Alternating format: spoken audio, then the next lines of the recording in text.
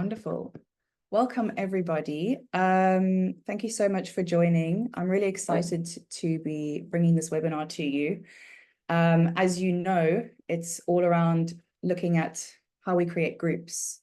So this is just from my experience. So how I've recently created a group. It was a really successful group. It was really easy to enroll in and a lot of fun. And so that's why I put that post out, is just to kind of share what I learned from it in the hopes that it might be helpful to any of you guys and girls. I want this to be a really interactive session, so please feel free to type in the chat or to put your hand up and ask a question, and we'll get to each person as they ask questions. It's not just going to be me talking at you, because I'd love to hear your experiences and what your challenges are as well as if there's anything else that you found along your journey that might be helpful for the group as well. I think that would be really, really beneficial to everyone. So just for everyone who hasn't met me, because I don't think I've met any of you in here, which is really cool. I am Melissa, Mel, and I'm a coach. And I've been attending the AJC coaching school last year and this year, which was game-changing for me. So I've been working with Ankush. And a lot of what I know and have understood around running groups, I've got from him. He's been an incredible, integral part of my journey, which is why I specifically put this out on the Coaching from the Three Principles group, because I know that anyone who's on there will be very aligned to this kind of way of working. So I'm assuming that everyone here is open to receiving what I have to say, which is brilliant. I am South African, and I am very direct. So please feel free to say whatever comes to you. There's no judgment here. This is an open, safe space. So just bring what you have and bring what you want, and we'll hopefully make it a fun and enjoyable session. So yeah, so if you do have a question, please raise your hand, just so that we don't have people jumping on, and keep yourself on mute so we don't have any background noise for the recording. And I think that is all of the admin stuff out of the way, all the logistics. So you've probably all heard this before, so we're going to do it again, because I really think it's so valuable to create listening at the start of any conversation that we have with anyone. So if you have heard this, please listen again from your highest listening, as if you haven't heard it before. This is obviously a free webinar. So I know myself, I show up very differently sometimes to free things that I do to something I've paid a lot of money for. So I really want to invite you all to bring your highest listening, and to listen to me, not because it's me talking, but to listen to me for looking for the highest part of me as you listen, from the highest part of you. So really creating me as somebody that you would drop everything at the drop of a hat to listen to. And that's going to allow you to get the most out of, and not just me, to anything that anyone else says here on the call. It's going to allow you to get the most out of absolutely everything. It changes the game. I'm sure some of you have done that in your relationships, done that in your work. It really, really does change the game. And it's the difference of you potentially having an incredible insight and just kind of walking away going, oh, that was nice. So I really invite you to bring that highest level of listening, and to every other area of your life, so you can carry it through from here to there as well. So we are in a world of being, and this webinar is not going to just be a whole bunch of doing. It's going to be a lot of also our being and the place that we're coming from. That's the place that I coach from. And ultimately our being creates our doing. So if you plant an apple tree, you're going to get apples.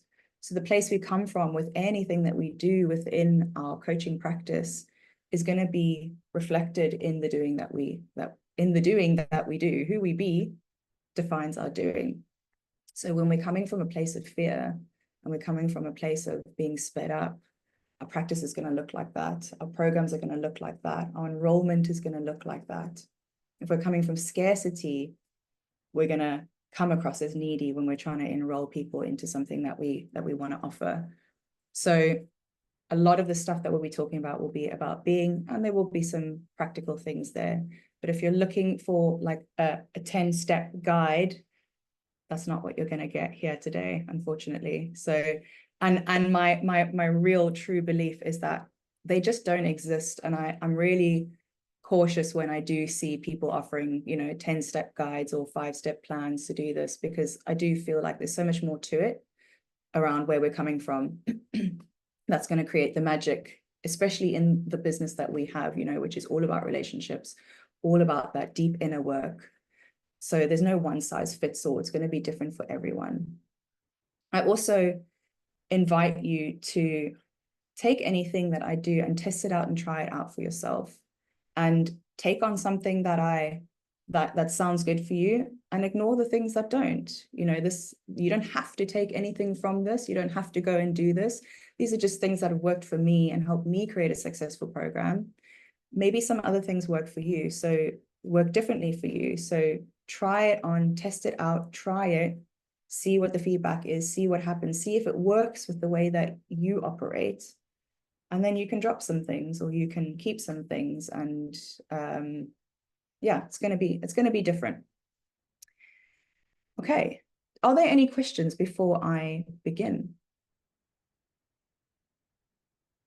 Awesome.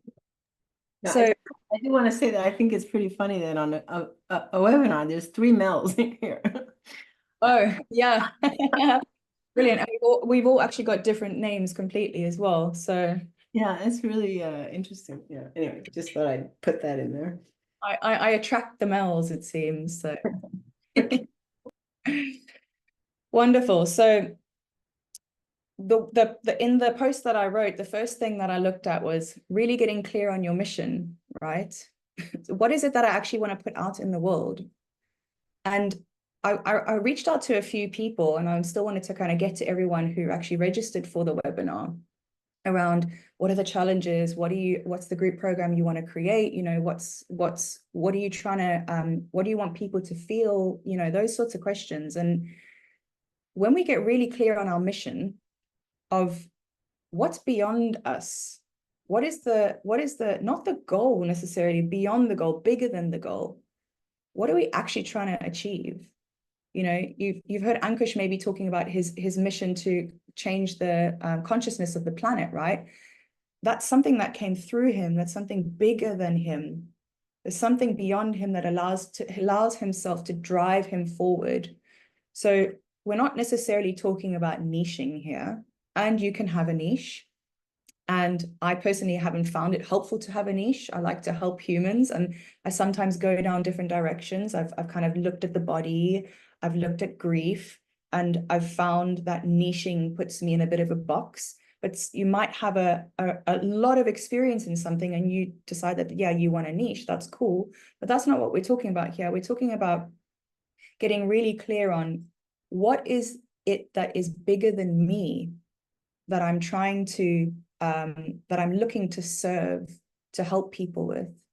Because when we take it out of ourselves and into other people, we get into the land of service, and we get out of this limiting mind full of judgment and guilt and all the things telling us why we can and cannot do something. Whenever I get that, and I still go there, and I ground myself in my document, or I ground myself in my mission, and I look at what is it that I'm creating. So for me, I'm creating the school, the home of awakening.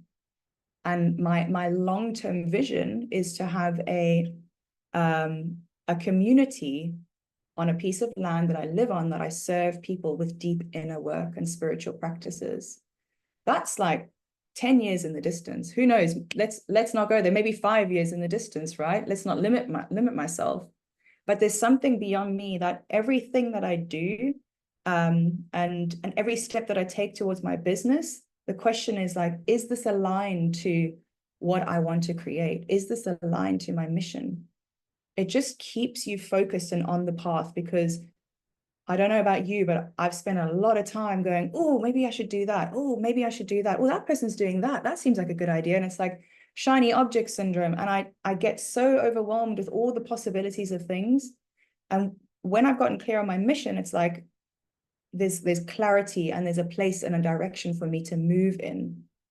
So I found that really, really helpful place to start.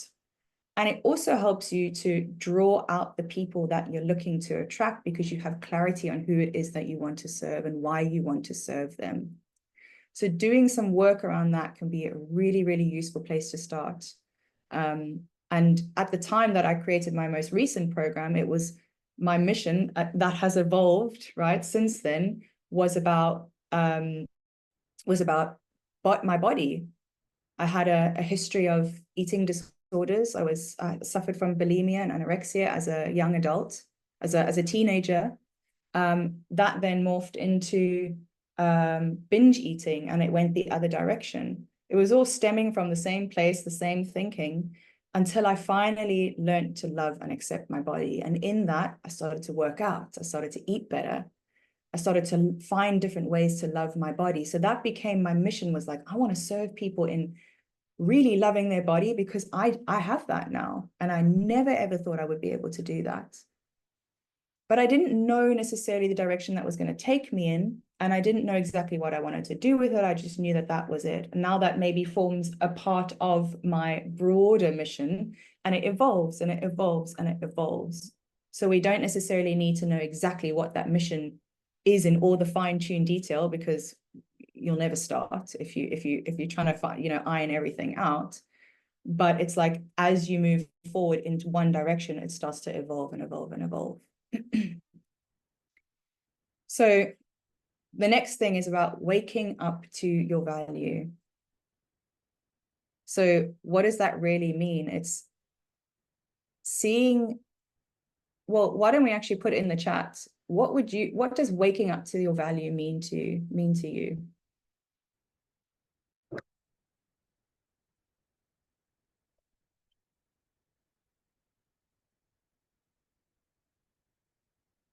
So we got Melanie says, seeing the value of your impact your work can have. Yeah, beautiful. Charging what I'm worth. Yes. Believing in myself. Seeing the difference you can make. Yeah.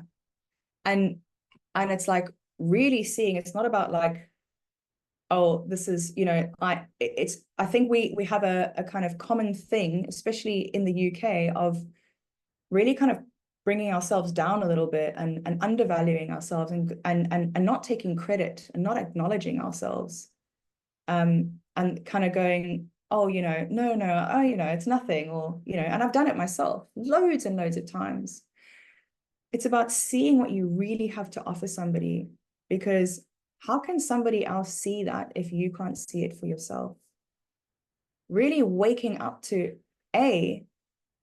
what like for me, I really value the coaching as a practice, as an industry, as something that you give to people. I believe in coaching. I've seen the power in coaching. And that for me was a great place to start in waking myself up, was like, if I can't quite see it in myself yet, what is it that I'm actually doing? A coach. I'm holding space for people. I'm creating miracles with people. I'm creating magic in conversations. I've seen what I've unlocked in myself through the coaching that I've had. This isn't small, normal work we're doing here. We're doing incredible work, selfless work with other human beings that are changing and shifting, and ultimately is changing and shifting the consciousness of the planet. Because each person that you talk to, you affect.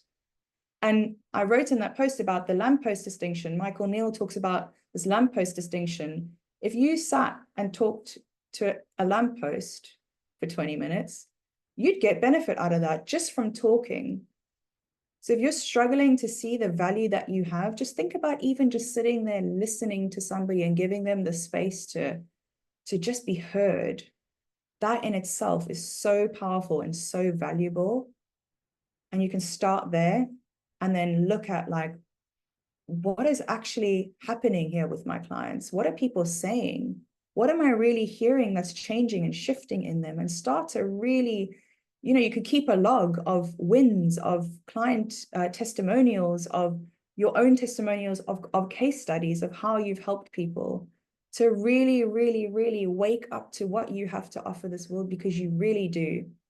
And nobody out there is more special and more capable of doing that than you are. It's just that other people, I've noticed, are really wide awake to what they have to offer, to the power that they hold as a human being. And that's not power over someone I'm talking about. It's the innate power within you that we have as human beings. Divine consciousness that is able, through this beautiful mind and thought, to be able to be expressed in such incredible ways through your own unique expression, because we're all so different how we work with our clients. So really, if you're not awake to this, like, really think about the value that you are and that you have to offer people, and start to look at how you can awaken that, because it's going to make such a big difference when you're creating a group program, or in any work that you do, right? Because if you value what you do and you speak about it, it's going to show. It's going to really come across. If you don't really believe it and you're talking about it, it's going to kind of, it's not going to land with people. You need to be it first and really, really believe in, somebody said, believe in themselves, believe in what it is that who it is that you are, and ground yourself in that. Another thing as part of that was I had this insight recently where I noticed I'd forgotten for a little bit about my value. I'd just forgotten, and that's okay, right? And I could go into judgment, and I did, and then I forgave, and then I reawakened to who I am. And I had this insight that was like, who am I not to share? Who the hell do I think I am not to share what I have? How many people, when I dim my light, how many people are potentially losing out on seeing something magnificent in themselves? When I shine brighter, I give people permission to shine brighter themselves. And so this insight that I have, or like, who am I not to share, has just, like, every time where I think like, oh, what's someone going to think? Or I don't know about that. It's like, no, you got to share it. You just have to, because it could be really, really powerful for somebody else. And in sharing that, you're also just waking yourself up more and more and more and more, and being who you say you are. So when I created my last group program, it was actually in the AJC coaching school.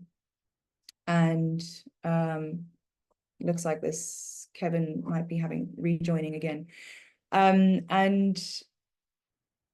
Ankush basically said to us, right, you've got 20 minutes, you're going to go create something.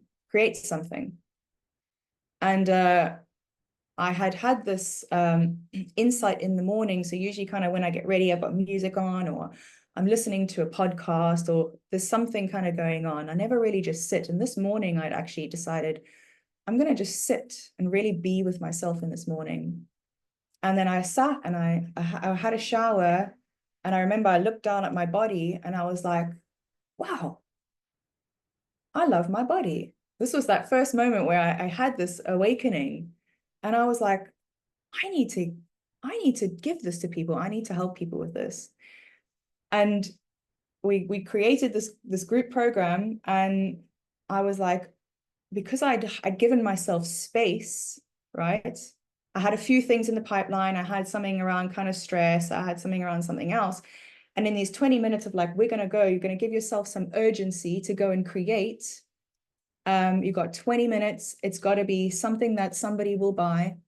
It's got to be something that you would want to do. It's got to be more value than it is worth. What was the other thing? It's something that you would actually run. So we can't just be kind of making up things here. We've got to actually be committed to going and running it. And so we sat there, we got 20 minutes, and I sat there and I was like, okay, what am I going to do? I've got this thing on stress. It sounds like a good idea. And then I was like, oh yeah, I had this insight around my body. I'm going to create a group program. And the urgency of the time box that we had allowed me to step into a space of creation.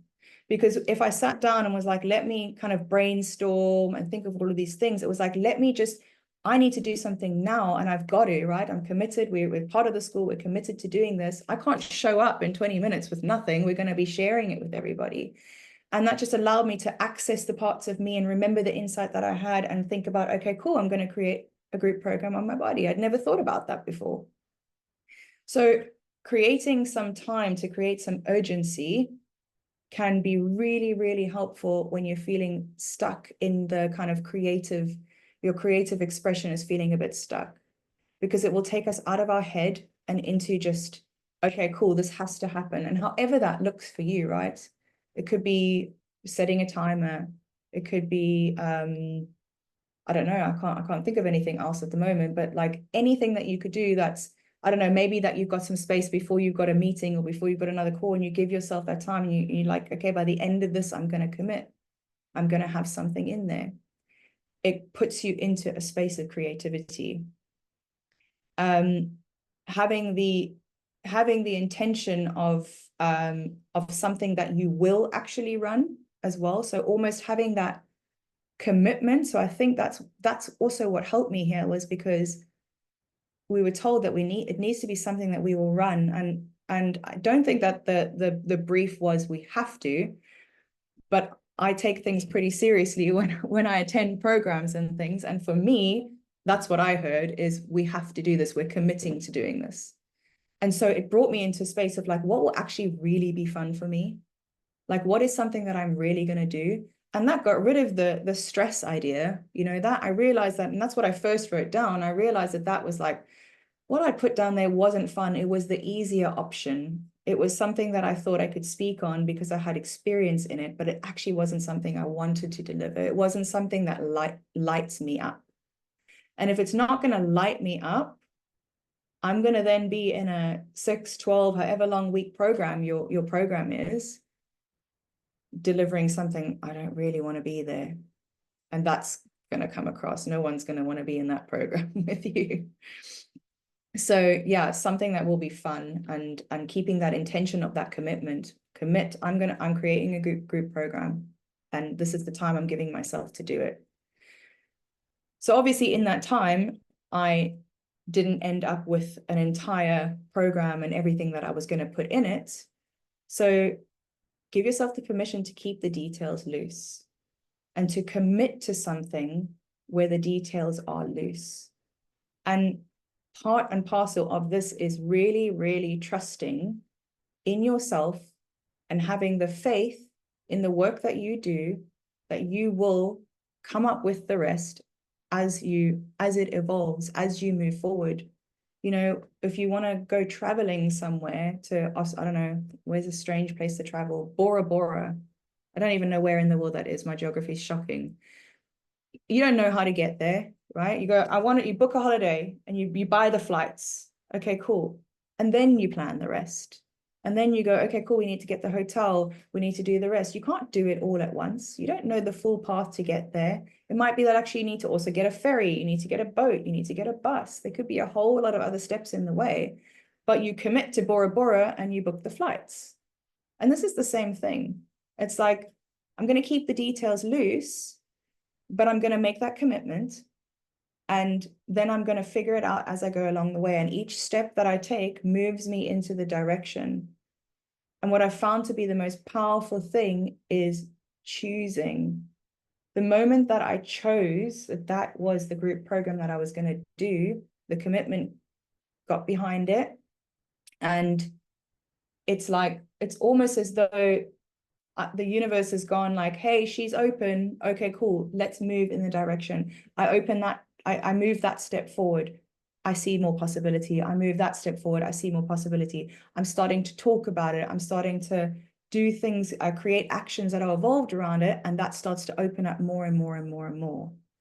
And the biggest way to get in your way is to try to create absolutely everything before you even start. And it's a really, really, really sneaky little trick that the mind does to help you procrastinate, keep you there, keep you small, keep you from taking action, because where I am here is really, really safe and it's working. It's not really working. I'm uncomfortable, but it's comfortable. And so it's really about just having that faith in yourself that it will work out. Each step that you take will allow you to then see and start to gain that confidence. Okay, yeah, this is happening. It's moving and it's moving. Are there any questions? So far?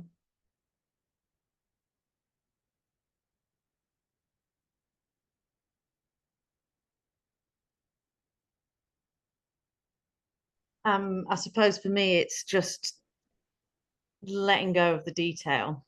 Mm, That's what gets in my way, is I start to overthink it.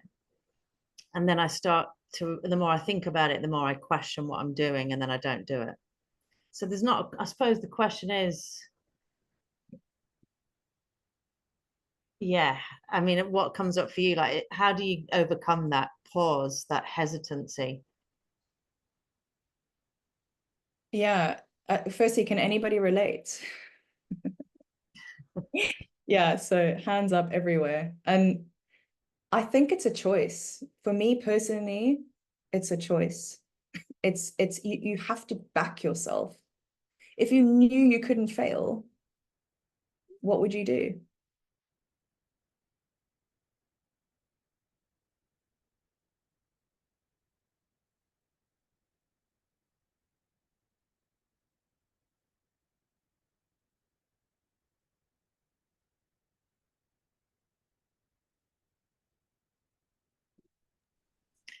I know you just got to do it, right?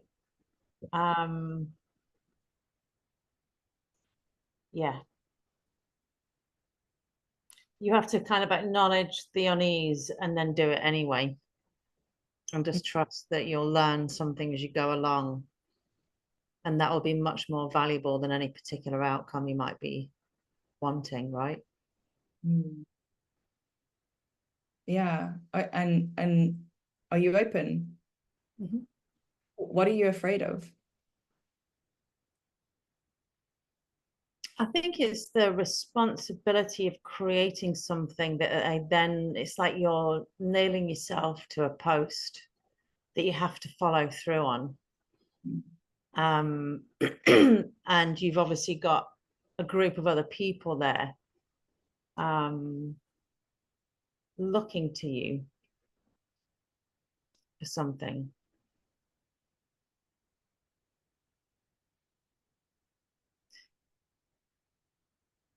I also think it's something I recognize something where once I'm nailed to that post with the tickets, right, to wherever it was you said, but somewhere beautiful. Um, that there's a tendency for my mind to go far too much into detail. That I suppose I get fearful about whether or not that's gonna really screw me over, and I'll be confused and unsure of what to do. So the fear of being too detailed is going to screw you over. Mm. Mm. Yet you want to be detailed. Well, the part of me that wants the detail is a part of me that's fearful of the Mm. unknown and how it might go and letting go, right? It's like jumping. I mean, it's not jumping out of an airplane, but it can feel like that. It feels edgy, like you're stepping into something that you've not done before, so it's new. Mm. As Steve Chandler says, when something's new, it's just because you feel that unease. You don't have the reps, right? You don't have the practice yet. And over time, the more you do it, the more at ease you will become about doing it. Mm. So it's the discomfort that I'm frightened of. Yeah, and we've actually been looking a lot at discomfort recently myself, and what is more uncomfortable, staying still or and not doing things you want to do, or the discomfort of actually moving forward? Mm-hmm. Because we think it's comfortable here. Yeah, I know. It's like, but my brain will go, well, I just want to move forward without the discomfort. Yeah, but where would you grow there?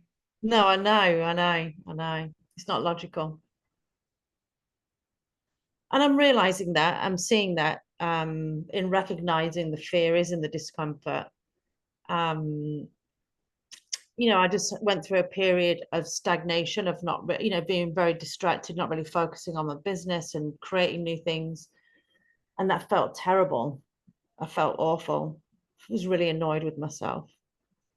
And then when I come back to the path and I'm doing something that feels quite edgy, I can feel all the insights and inspiration, and it feels wonderful and a bit scary. So I'm seeing it more and more. I'm seeing through that illusion more and more, but I think that's what it is. Yeah, and do you do you ever like been to theme parks and things like that? Do you like roller coasters? No. So it's not a good example, but people like roller coasters, right? And they do it for the thrill. They jump out of planes for the thrill, right? There's something in that. And what I heard you say was like in the stagnation, it was uncomfortable. I didn't like it, but as soon as I started moving, there Yeah, was like exhilaration and fun. And like even though there was the discomfort, and you know, Ankush always talks about your language. Our language creates, you know. Mhm. Can create it as being scary, or you can create it as being exciting because of the growth that you're going to receive from it. Yeah, And there are going to be mistakes along the way. It's what we make them mean about ourselves. yeah. You know, we have to. Somebody said, I can't remember who it was. I feel like it was Sachin, but I'm not sure where, if he quoted it from somewhere. Build your jump and build your wings on the way down. If you think about it, right, you need to be able to get that velocity, that like that the air through our arms before we can build the wings so they can start to soar. We need to jump first. And you figure it out. And once you start doing that, you'll just realize that it does. Life just gives us what we need. It starts to just unfold. And then what happens is we then stop again. And then we go, okay, wait, it's safe here. And I would just say, just keep moving and keep taking action and keep doing uncomfortable things every single day. Mhm. And yes, discomfort will get bigger and bigger and bigger as we get bolder and bolder and bolder, but you'll get more used to being uncomfortable. And I'll stop in a minute, but it just reminded me that when I was young, we used to go to a place called American Adventure. It was like a theme park in Derbyshire somewhere, I can't remember. And there was a really scary ride. It was like it dragged you up, but it dropped you, God knows how many thousands of feet or hundreds of feet. And then you spun all around, and then you went up the other side and you did the same thing. And I remember finally agreeing to go on this thing and absolutely bricking it. And the adrenaline and the cortisol, and literally I had the time of my life, and we kept running around and getting back on it. So I think that's Right? kind of an analogy for this. Beautiful, because had you never got on it, you would have never known. You would have missed out on this really beautiful experience. Yeah, thank you so much for sharing that. Yeah, and it is like we can be uncomfortable and we can sit in that, but it's like really what do you really want? You know, what do you really want to create? And again, coming to that mission, why do I want to create it? Like I'm in this realm to serve people. I deeply want to help people. And that to me is worth being uncomfortable. And sometimes I don't want to step, and I give myself the grace of being human, and I forgive myself for the judgments, and then I step, and then I step, and I just keep in action, keep in action. The path will unfold. You will get to Bora Bora eventually. Cool. Thank you so much for sharing, Melanie. So yeah, so keep the details loose, because procrastination is a sneaky little self-sabotaging device, and it's just the mind just wants to keep us small, and it does not like uncertainty. But in the realms of uncertainty, action precedes clarity. We have to take the action to be able for things to become clear. If we expect to see the answers everywhere, we can't predict the future. We just cannot. We're never going to move forward. So I mentioned before, make the program something that you would love to attend. Think about what group program would I want to go and spend my money on? Because if it's something that you would want to attend, you're going to make it fun. You're going to make it you're going to make it, it's going to be in every way that you'd want, rather than thinking about what do I think what other people want? What would I want to create? Because then all of you is going to come into this, and it will be felt. It really will be felt, and you will have a lot more fun doing that. And when it comes to enrolling, how on earth are you going to enroll anyone into something that you wouldn't want to attend? And that's like, I could have gone with the stress thing, but I went with the body thing because the stress thing just was a bit It didn't seem fun to me. I wouldn't want to attend a program about stress or overcoming stress. So the next one is over deliver in value.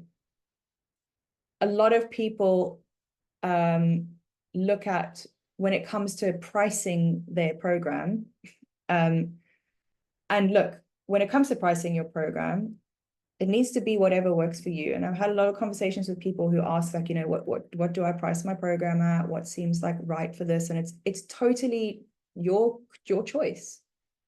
You could start somewhere with a cheap program that's going to help you to practice the enrollment process, to practice all of this, or you can decide, I know what I want to do and I see the value and I want to start with a high ticket thing. But make it something that's a fee that's easy for you to talk about, that when you speak about it and you say it to people, it just rolls off the tongue. You know, same as with your one-to-one client fees. I don't know about you, but before every time I change my fees, or every time I've created new fees, I practice them so that I feel comfortable with saying it. Because it's just a number. I think Steve Chandler talks about, like, you know, it's like a telephone number. It's just a number. We just give it different meaning. But make it something that you feel when you say it, that feels good. And it feels like what I'm giving is way above this.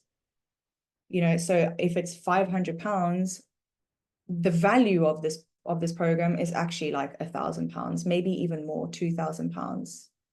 And in that, we're going to be giving away a lot of the value. So over deliver on value. And when I was creating my program, it started off as like a 6-week program. This recent one was a 6-week program. And then it was like, oh, I actually want to start earlier. And then it was like, actually, I want to do an interview with someone on how to get the most out of a program. Oh, there's actually something else I want to bring into it. And I kept on finding things of, how can I keep giving so that people walk away going, wow, that was cheap. Like, I got so much more than I expected to get out of that, rather than walking away going, actually, I don't really think that I don't think it was worth the money that it was. So we want to over deliver, and give away way more value than it is. And then, so we've decided what we want to have. We decided what our mission is. We decided the program we want to create. We're feeling good about it. We're feeling like this is something I want to attend. Then what's the next step? So it's booking that flight to Bora Bora, right? It's, for me, what I did straight away, I made a post that day and I told everyone I'm going to be running this program. From a 20-minute creation, I committed. And when I commit, I commit. And it was out there for the world to see, so that I could not go back on it, because otherwise I knew what was going to happen. I was not going to run that program. I was going to find every reason why I shouldn't run the program. All the little thoughts, discouraging thoughts, were going to come in and tell me why I'm not good enough to run it, actually why I can't run it, why no one would want to join it, all of the lies that come up, that the mind comes to keep us, again, being comfortable because it can't see what it can't see. Tell people. And that might look like telling people, or it might look like booking a venue. If you're doing, I don't know, say you're doing a retreat or an immersion or something, could be booking a venue. And then you are committed, you're financially committed, and you have to follow through, because we will find reasons not to do it. So book the venue, tell everybody, create a date, announce it, and commit. And one thing I will say about that before I forget is, if you commit to a program and one person signs up and you wanted to sell 10 spaces, follow through, run the program, take the hit. Because each time that we, obviously, imagine, you know, I don't know, I only got one sign up for this, and then I said, actually, you know, I'm not going to be running it because I didn't get much of an uptake. What are you going to think of me? You know, she's not her word. She doesn't do what she says she does. She's not credible. I'm definitely not going to sign up for anything next time, because she's just going to bail on me. So I would always encourage you to follow through, even if that's what happens and one person attends. Nicola. I've just got a question on that. So, say if you design a group program, you've done your 20 minutes, and like you said, one person. I'm guessing it's okay if like one person signed up to sort of move the date, because it might be you've set it on a Wednesday evening and it'd be better in a daytime. But I guess in collaboration with the person who's already signed up and seen, maybe it, do you know what I mean? If it was for parents, maybe evenings didn't work and it would be better in the day, for instance. But I guess that's okay. You're still running it. You're just being a bit more flexible with it, or is that? And what I'd say to that is you can make new agreements with people, right? Yeah. You can ask and say like, hey, look, you know, I realized this, and how would you feel about that? And they can say yes and they can say no. And if they say no, that doesn't work, then stick to the date. But you know, you can collaborate like that, of course. Yeah. I love that making new agreements, because that totally changes it from this is, yeah, it just totally changes it. So thank you. Yeah, yeah. Because people, and you can say to them, you know, you can say no. This is just it's a request. Yeah, so it's just about being committed and being your word, you know, being our word and is directly correlated with how much money we're making. Being in integrity is really, really directly correlated with that. Because who we say we are being, if we're not being our word, especially to ourselves, what we say we do means nothing. And how we're creating ourselves every single day through our language, it means absolutely nothing. And it really damages our self-esteem. Really, really does.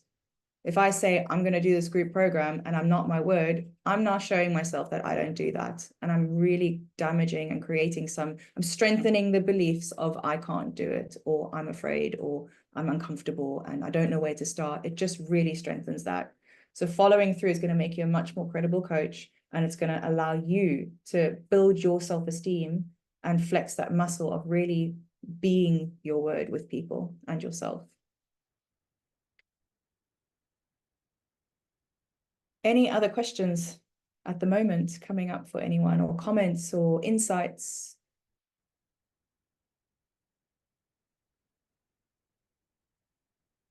Okay. So the next one was around giving away the value. Give it all away. I think people have the misconception that they want to kind of hold on. So they go, okay, I've got this group program now, and I need to keep this for the group program, and I can share some stuff with people, you know, and I can give them little sneak peeks and things. And I get that. I understand why people think that, because then we think, okay, well, if I give everyone, then they get it all for free, then they don't need to attend and they're not going to buy my program. But I found that to be completely the opposite. And even myself, I've joined a lot of group experiences. It draws people in. If you show them the value that they're going to experience. So I don't know if everyone here, or hands up if you coach from the prosperous coach approach by giving demonstrations of your coaching before. Yeah. So it's just the same thing, right? You're giving a demonstration. And I would also say, you know, which is the next point about spending time with people in that conversation, but you're giving them something, you're showing them how you can help them, and giving away the value is another form of showing them how you can help them. That might have been like in enrolling a one-to-one client, sending them a resource, showing them something that's going to help them, giving them an experience of the program and what they can expect. And in the same time, the people that don't sign up with you are getting to know you, are getting to understand you, are getting to see what you're about, are getting value. And you never know what seeds those are planting, but somebody might come to your next one. You might be serving them from afar, and 2 years later, they become a client. So don't be afraid to really give away as much value as possible. And that could look like many different things. It could look like, if you've got speakers coming onto your program, it could look like doing interviews with a speaker beforehand, 20-minute interviews. You could create a digital brochure that has all the kind of things that you'll be talking about in your program that you can gift to people.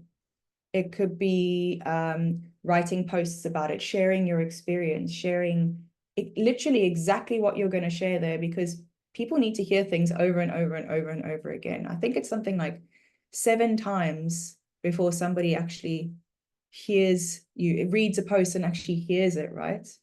And so don't also be fearful that if you speak it outside of your program, that you can't then speak it inside your program. I know that I've coached with people and I've been on their programs and I've gone and I'm like, they're saying the same thing and I'm hearing it so differently, because remember, people are different as well as they evolve through life. So what they heard maybe 3 months ago, they hear it now once they've done some work in your program, sharing with other people, it could land so differently. And they're also not going to hear everything you say. They're going to pick up on bits and pieces. So don't be afraid to give away so much of your value before your program even starts.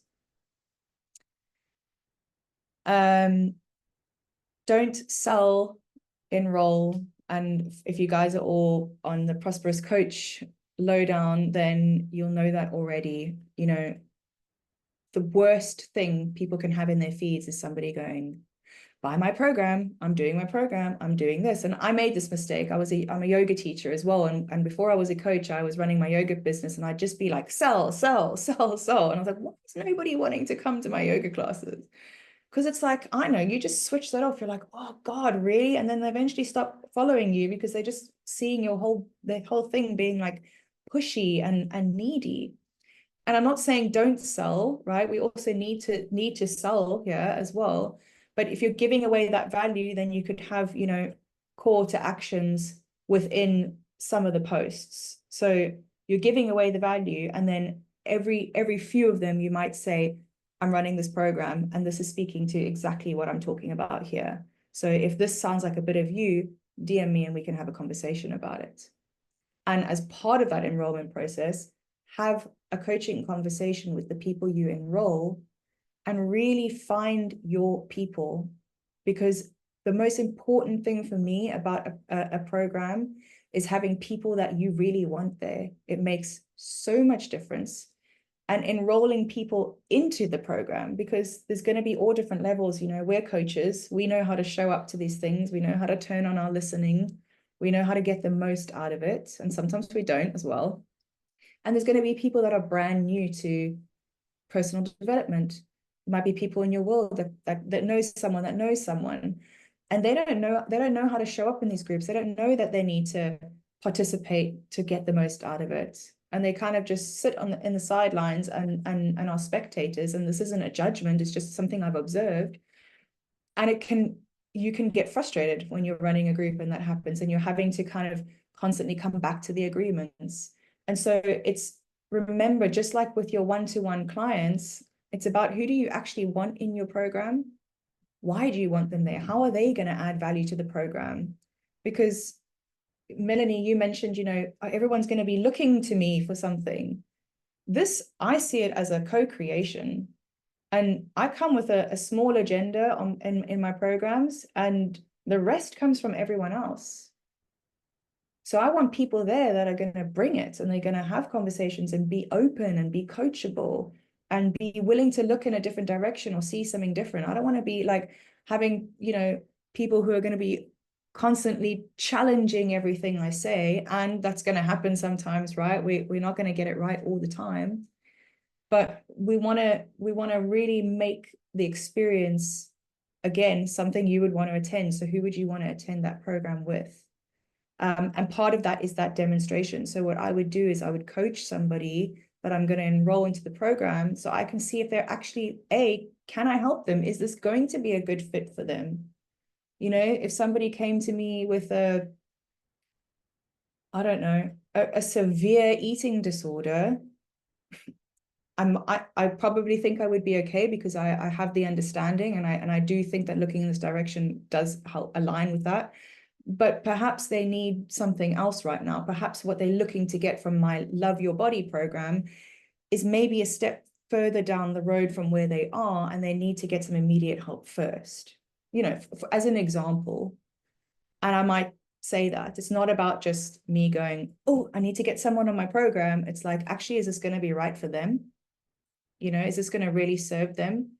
Are they going to walk away from this going, wow, I was impacted? Or are they going to walk away like that was all right, you know, because they've not really shown up and they're not really committed in that way. So that conversation that you're going to have when you coach them, you're doing the same thing that you would do with your one-to-one clients. You're seeing if they're a good fit for you and your program, and you're giving them an experience so they can really get a feel for how you work and whether they want to attend that space with you. So what was the next thing? Don't over prepare. This one's for you, Melanie. So again, as I said, you know, you create the space. I will have like themes, maybe a loose theme for the program. And I might not even know what we're doing the next week on. I just create some space. I sit with it and I think about what's going to come next, what feels like the right thing. And I'll have a kind of loose idea and I'll open the space and create the space. And I'll have some things in my back pocket in case people aren't very talkative that day. And we've got to, you know, I still want to be adding value for people. I used to sort of step by step plan it all out. And then I'm not able to be present and it doesn't flow and it feels kind of more like a training. And it's kind of like, it puts all the pressure on me to be giving everything to everyone. And that's not the space that I create in my programs, because one of the main thing that I found to get the most out of these things is actually the people in the room. So I want to create the space to allow that and allow people and give them the chance to express and to learn and space to be coached if you're offering coaching within that space. That's going to be really, really powerful. And if I over prepare, I also find that I get so in my head and I actually get quite nervous because I'm like, okay, what needs to happen next? Okay, I can't miss that. I need to, and I've got a terrible memory. So, okay, I need to write that down. I need to write that down. So like today, I've kind of taken the notes of the steps that I put in my post, but there's nothing else there because I don't want to sit here and read from a script. That's not going to be, you've already read the post, you know, you need a little bit more and you need that. We need to give ourselves the space as well for our wisdom to flow. If we over prepare, there's no space for fresh insights, something new to come through. And you just don't know how long people are going to want to talk. And then you kind of end up throwing the notes out the window anyway. So don't worry about filling the space, because you will fill it. If you've brought the right people into your program. Did you hear that? Wow. Oh my goodness. If you brought the right people into your program, that gave me such a fright. Oh, it's going on forever. You won't have to worry about this stuff. It will fill itself. It really will. And I've seen it time and time again in programs that I've attended, where actually it's more likely you get to the point where you're like, shit, we're running out of time now. Like, am I going to be able to get to everybody? So yeah, don't over prepare. And then the last one that I had on here was to have fun. We take ourselves so seriously. And, you know, especially I find in this profession, it's all about growth and personal development. And we are so in it all the time that we forget to just relax and have fun with it, right? We do this because we love it. I know I do. I do this because I absolutely love it. And for me, this is my life's work. And I don't think I ever want to stop working. Like, I don't have a retirement plan. I don't see that, you know, the home of awakening for me is a place where my family live with me on there and I'm with these people. And this is a community of people that I'm serving. And I'm going to go on holiday and I'm going to have breaks and I'm going to have lots of white space. And I'm going to create my business in a way that isn't high pressure and sped up and stress. And we can get so into that when we get into the nuances and we get into the need to know it all and see the future and have it all figured out. And then it just becomes just not fun anymore. So really, like, think about what would be really, really, really fun for me to create. Because there's a touch of yourself that you can bring into this. And if you're having fun with the program, everyone else will be as well. And just because it's serious, deep inner work that we're doing doesn't mean that it doesn't have to be fun as well. In fact, the more fun that I have doing these things, the more I get out of the deep work when it does hit. And sometimes I'm crying and sometimes I'm laughing, and it's all part of the parcel. But if I'm having fun while I'm giving it, it's going to be really, really, really powerful for.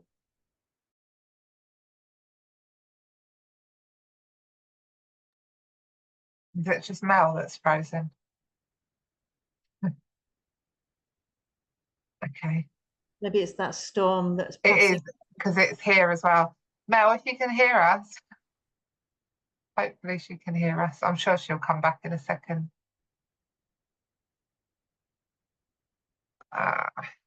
Let me message her. Bear with us. The storm is quite. Is anybody else in London? Because it's she's gone, so she'll probably come back in now. Technical issues.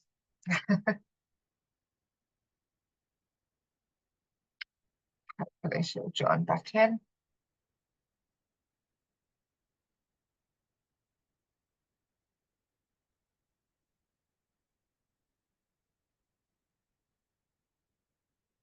Oh, she's back. She's back. Apologies, I've connected to my phone. I think something must have happened with whatever storm is coming my way. It just kicked me out suddenly, so apologies for that. Yeah, so really just having as much fun as you can with it is gonna just, bring you into that space of creating from ease. And that's what I loved about, when I gave myself those 20 minutes, it was like, okay, cool, what would be fun? What can I come and share with people that's gonna be like exciting, and what's going to make me want to do this and make me want to drive forward with this and make me want to share it and talk about it, right? And we've all got experience, right? You're here because you've got experience, you've got life experience of things that have helped you in your life. So what have you found that you think like, I want to take that and I want to share it with a group in a powerful way so that everyone else can share their experiences alongside it as well? And that's, again, the power of the group is that, oh, me too. Oh, this is going on, that's going on. Yeah, I feel that too. I've had this experience. It helps you to see that you're not alone. So there's so much power in groups, that, again, who the hell are we not to do it? Who the hell are we not to serve people in this way? So that was kind of the most of it. And we still got quite a bit of time. So I want to open it up to some questions and we can see what comes out of that. So does anyone have anything? Mel? Oh, Kevin. Yeah, hi. Two aspects that I'd like to bring up. One is around having fun, and the other, well, for background, I'm a GP and I'm a mental health coach. So a lot of the people I work with are people, struggling with anxiety, depression, and other similar issues. So they're quite heavy topics. So the idea or the concept of having fun around topics that are quite heavy, I'd value your thoughts around that. And also, because I'm a GP, most of the consultations that I do are one-to-one, and all of the clients that I've worked with in my private coaching are all one-to-one as well. And I've got this story going on that, because of the nature of the topics and because people regard these as being quite private, that in a group setting, that people wouldn't find it acceptable to be sharing in a way that they would on a one-to-one call. Now, I'm using that as an excuse to stop myself taking action, and I know that that's true, but I do think that there is some reasonable ground behind that concern as well. So I'd value your thoughts and opinions on both of those two, please. Yeah, firstly, great catch. Like you're very aware of it, right? So that's awesome that you can see that immediately, because if you weren't, you'd just be sitting here just, keeping yourself safe. And so good catch. I'll answer the second point first. And for me, let me ask you this. What do you see in the value of a group setting? What groups have you attended that you have, what's the value that you've seen in groups that you've attended? Yeah. Well, obviously, you learn from a collective experience, don't you? Getting to know other people who are heading in the same direction as you are. So, it's a shared experience.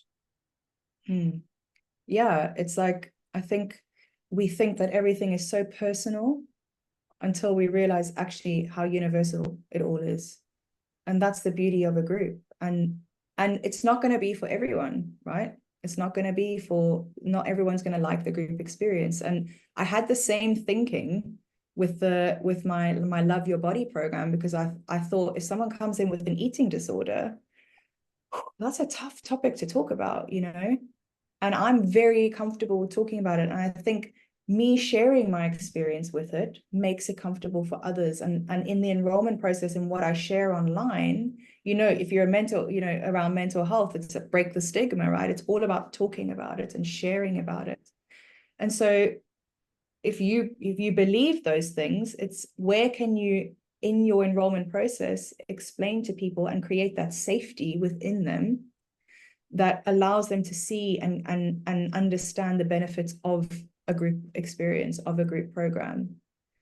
They may have some reservations about it, but it's about, I guess, giving them the experience of that, explaining your view, explaining how, you've been in this world and you've attended many things, and people talk, right, really openly about some very, very deep things. And I don't think that anything is off the topic. It's just really about creating a safe space for people to speak. Even, therapies have group therapy. That's with a group. So what's the difference here? Yeah. And yeah, a nice little negating system for you to not take action. Was there something else you wanted to say about that one before I answered the next one? Yeah, well, I think it's also because I've been a participant in many group programs, but I've not run any group programs where all of my work is mostly one-to-one or one plus partner kind of thing in GP work. So yeah, I'm totally just procrastinating, using it as an excuse, and I've got no evidence that it's true either. I haven't done one. Yeah, and you've got evidence that it's not true because you've attended group programs and people have spoken about things, right? Yeah. Yeah, that's really, really great that you can see that, because once we see something, we can move through it. We can start to look at what's the belief around that, and why am I keeping myself there, and is it true, and is it really, really true? Do I have the evidence for it? And what I'm hearing is no, I'm just using it as an excuse. 100%. And how will you know? Yeah, do it. Yeah. Test it. Yeah. And what did Melly said, some people may also find comfort in it not being one-to-one, as the spotlight will not be on them. Yeah. Really good point. Some people find that very uncomfortable doing the one-to-one stuff. See, that's very me as well, because in group programs, I tend to be more of an observer rather than a participator. It's not for any other reason. I just enjoy listening to other people's perspectives rather than enjoying sharing for myself. Yeah, and there's going to be different people in the program. There's going to be more vocal people that speak more, and there's going to be some people that you need to kind of coax out of their shell. And even if they aren't participating in verbally, they could be getting loads out of it. And so it's just creating the space to encourage people, tell them how to show up, how they can get the most out of it, and they're still going to show up in the way that they want to show up. Is that helpful? Yeah, absolutely. And to the other point about the fun, if we kind of just what I guess the point of that is really is like, what would be fun for you? And we're not necessarily talking about like, woo, fun, you know, mental health, like this is fun, because it's not. There's, you know, just some serious stuff here and it doesn't feel very fun. But what would almost light you up to bring and to create, and coming from that space of, you know, if even when we're talking about really deep stuff, you know, for example, one of my sessions, my weeks was on looking at our stories. It's hard. Like people are looking at going back into the past and looking at like why they have this deep rooted story about themselves that makes them hate their body so much. It's quite deep work, but the energy that I bring behind it is lighthearted and is fun and is humorous in the right spaces. And then I can bring it into a soft, loving space when that's needed as well. So it's just the energy behind it and doing something that I feel is really valuable and lights me up. Great, thank you. My pleasure. Melly.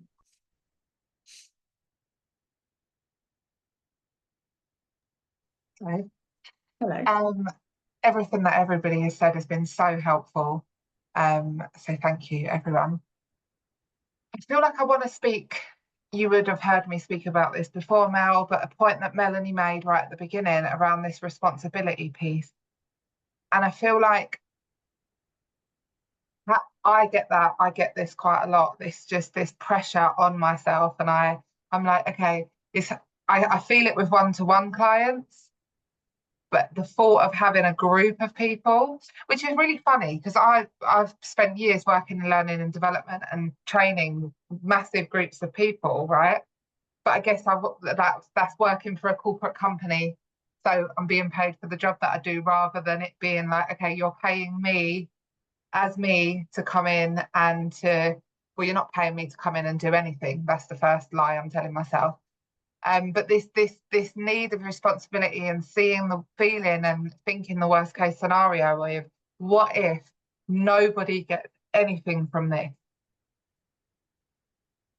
And I feel like from listening to what you've said and listening to everybody else, it kind of loops us back to that believing in my value.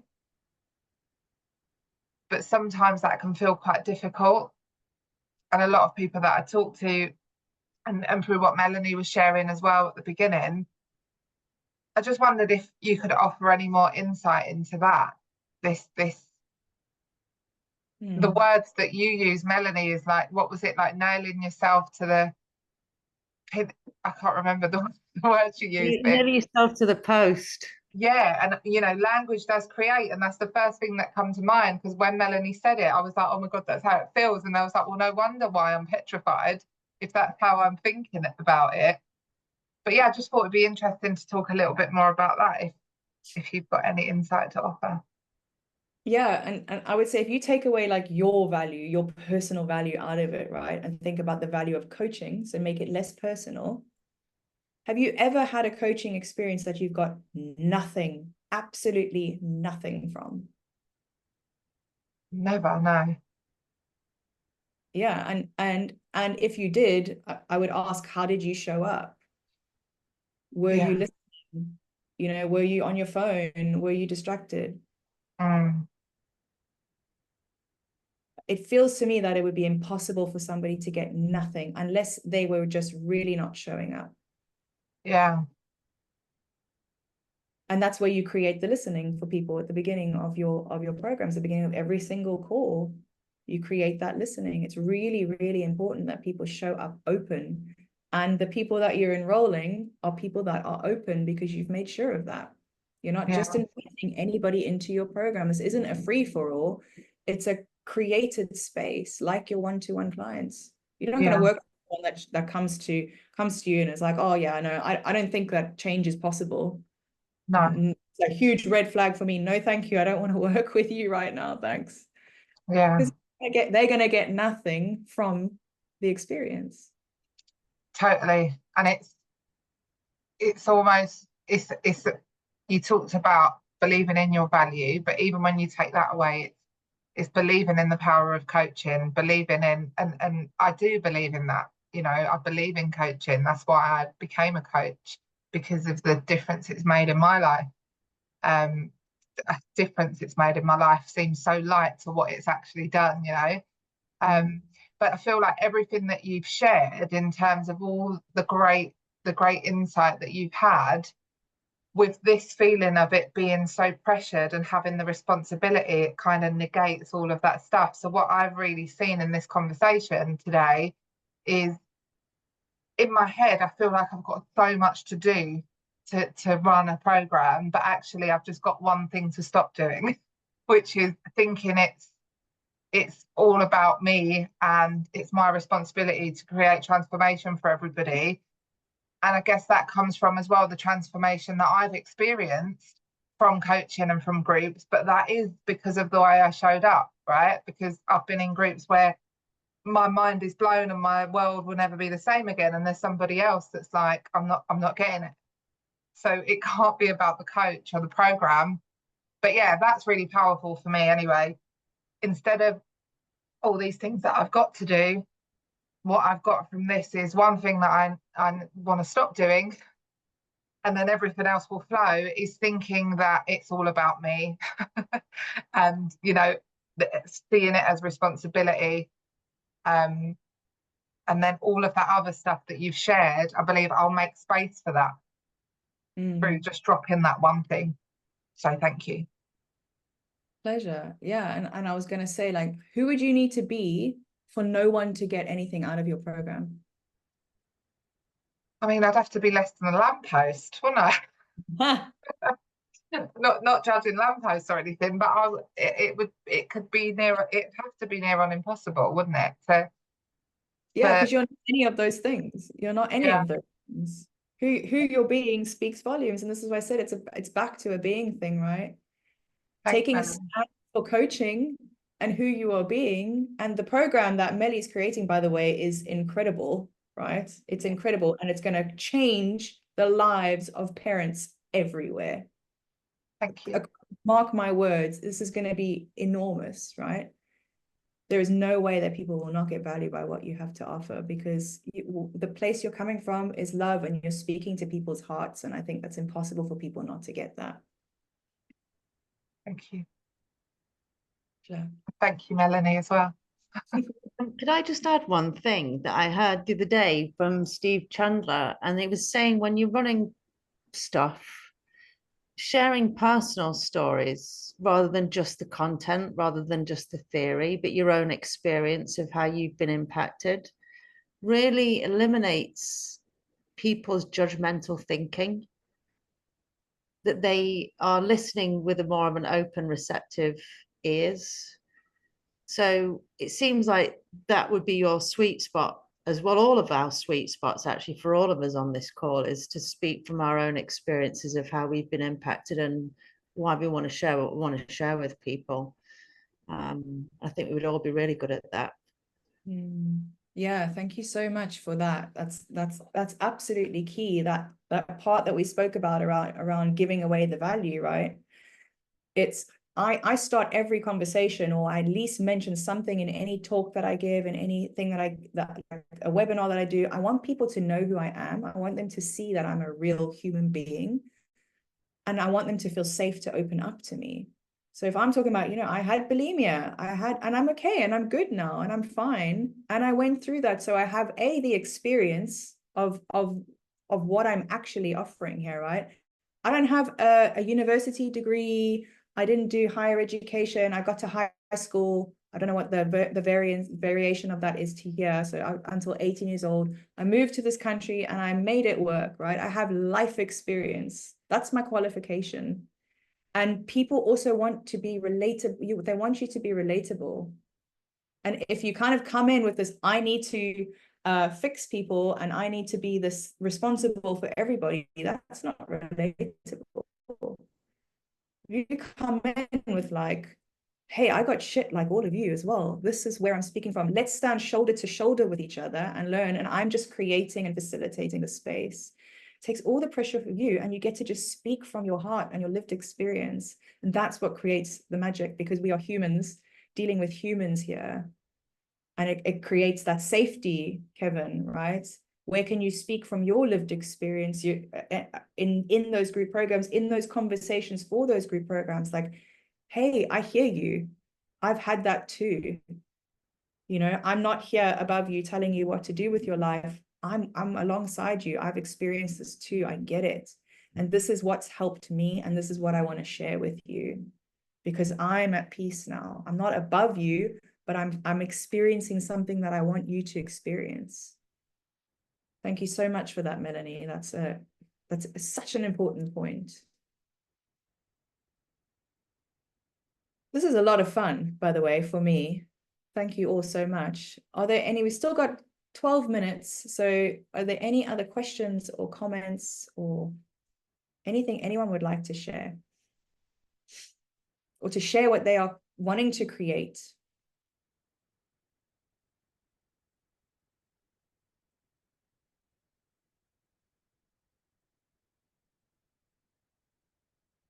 Mel. I thought I'd share what I'm wanting to create. Why not? You asked the question. I thought I'd tell everybody. Beautiful. So my business is called Changing the Narrative, and what I'm really passionate about, from my own experience and my own journey, is really helping people wake up to the power that they have to create their identity, and that their past doesn't need to define them. And looking at it more specifically, how believing that our past defines us affects so many different areas of our lives, but where I'm looking at in particular is how we communicate with children. And so you don't necessarily have to be a parent. I'm not a parent because of the big fear and the understanding of and the awareness of the influence that adults in my life had on me and how I viewed myself. And that's all the stuff that I've been unlearning. So really having that awareness coming from my own experience of the impact for me and all of the beautiful adults that I work with, majority of us are coming from stories from childhood, stuff that we experienced in our childhood, whether that's from our parents or the adults around us, whether that's teachers, anybody. So for me, I feel really, really passionate about nurturing that next generation and helping people heal from their past, but more than that, really change that narrative and recreate themselves so that their children and the children around them don't have that past to heal from.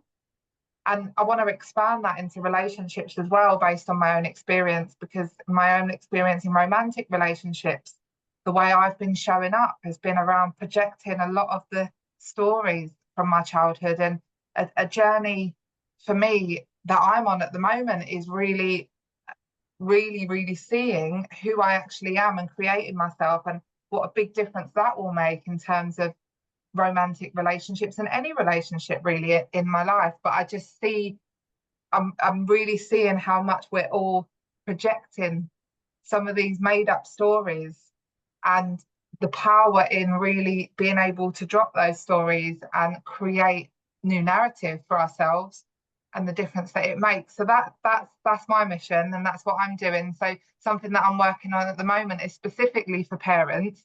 And I'm saying specifically for parents, but the more I'm thinking about it now, it could be for any adult who is, I'm an aunt, I've got 2 nephews that are like my children, and I am so committed to the way that I communicate with them, to the way that I influence how they view themselves in the world.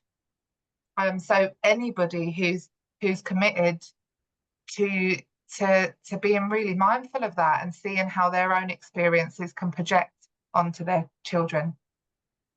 So yeah, that's what I'm doing. That's who I am, actually. That's beautiful. And thank you so much for sharing that with us. And that actually reminds me, like, share your vision, speak your vision, right? The more you speak it, Mel's just had an insight, like, actually, this doesn't have to be just for parents. This could be for aunties. This could be for anyone with children in their life. This could be for somebody who has their own narratives from their own parents, right? even expanding it, right? So share it. And who the hell are you not to share this with the world, right? Think of the impact. I'm an auntie. I want to make so damn sure that I don't put anything in that beautiful little boy, my nephew's mind, that isn't going to serve him and isn't going to just make him feel like he is whole and complete in every single way. And the journey, anyone spend time with this woman, because the journey that she has been on to create this, and the relationship that you, Mel, have changed with your parents is like, I mean, you would never believe it. It's incredible. Thank you so much for sharing that with us all. I can't wait for everyone who also gets the recording of this to be able to witness what you are creating. Okay, a few more minutes left. Any more for any more?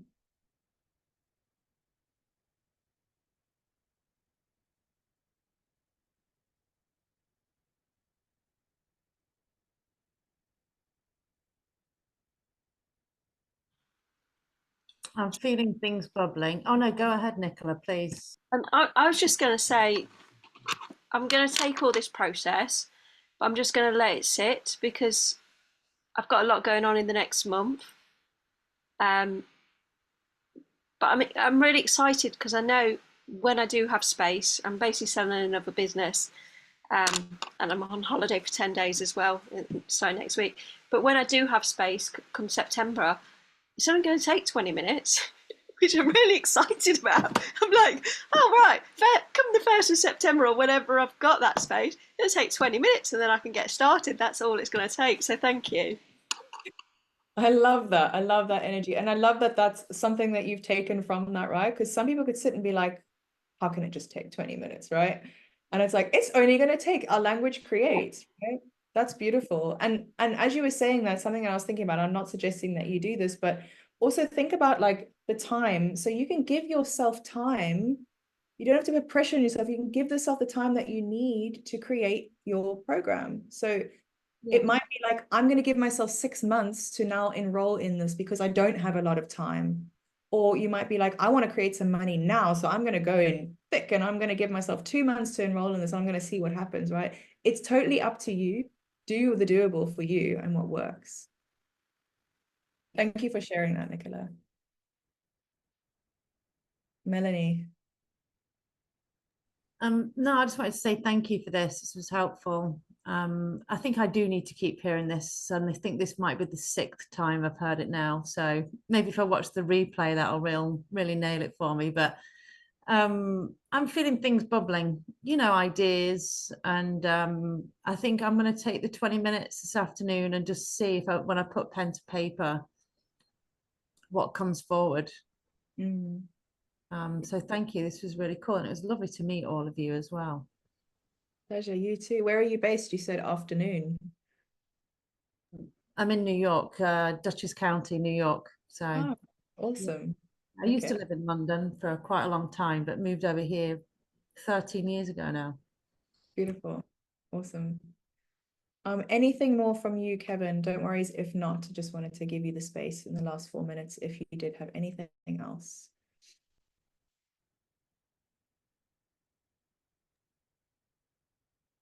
I guess one of the things that I get wrapped up in as well, thinking about, I'm not a big fan of social media.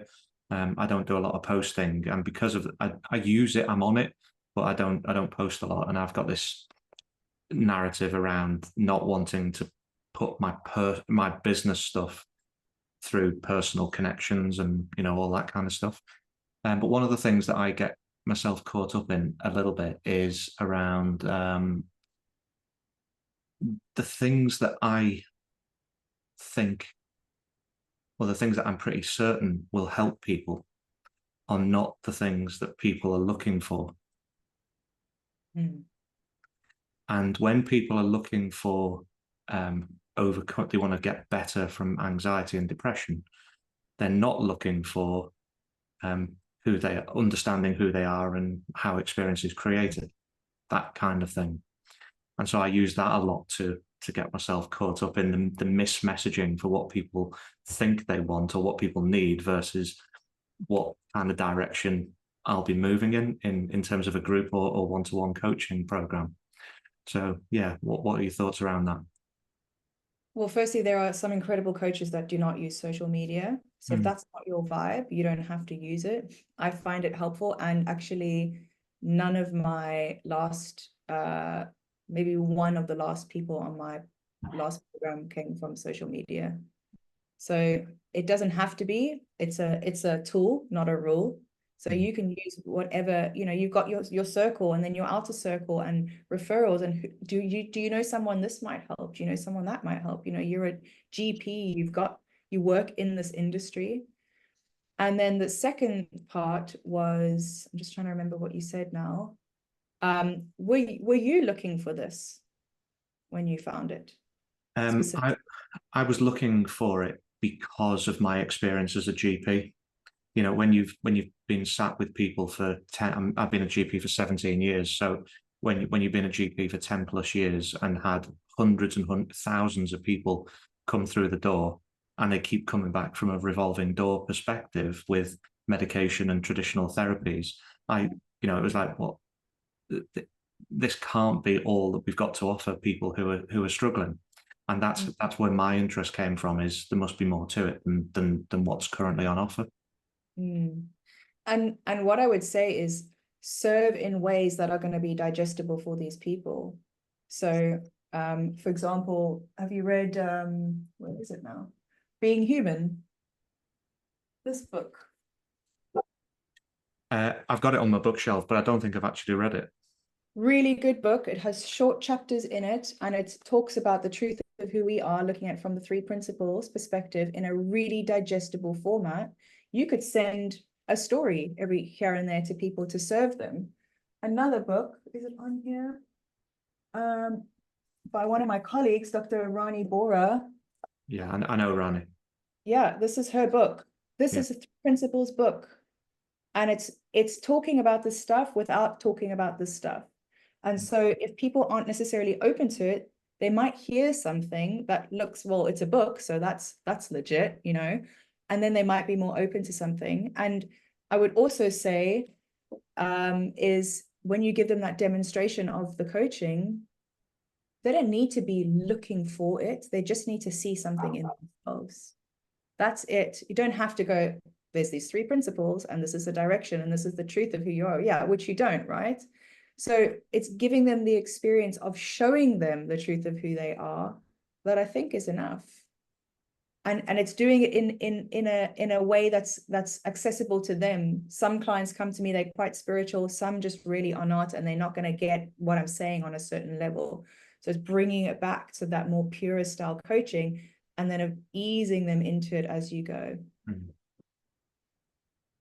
Is that helpful? Sure. Yeah. Thank you very much for doing this session, and it's great to meet you and everybody else as well. Thanks, guys.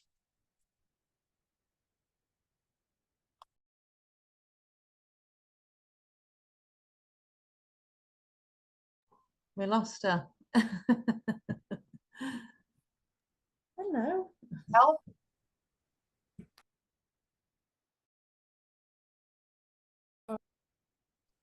Oh, Be back.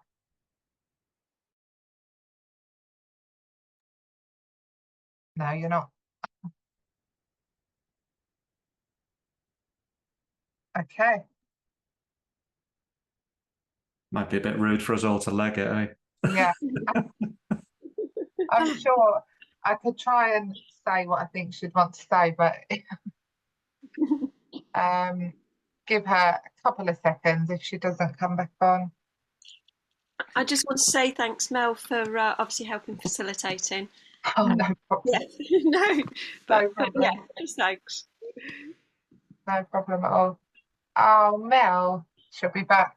Oh, she's typing. Oh. Hang on. Oh, okay. She'll probably just come straight back in again. She can say bye.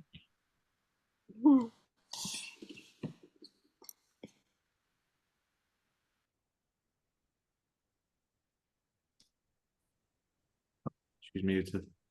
thank you so much so patiently. I'm so sorry about that. I don't know what's going on with my connection, but I appreciate you waiting to say goodbye. And thank you all so much for attending. You have been incredible to be a part of this conversation with. And there will be a part 2 to this, which will be all about how you can enroll people into showing up for a group coaching program. So how they can get the most out of that program.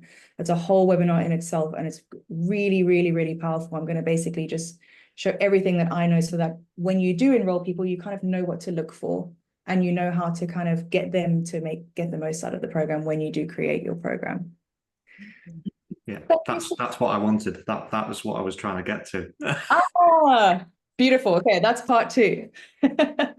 I'll put the date on soon. I will send it to you all as well. And yeah, have a really beautiful evening, afternoon, and keep in touch and let me know what you create. And please reach out if you have any other questions. I'm more than happy to help and to serve.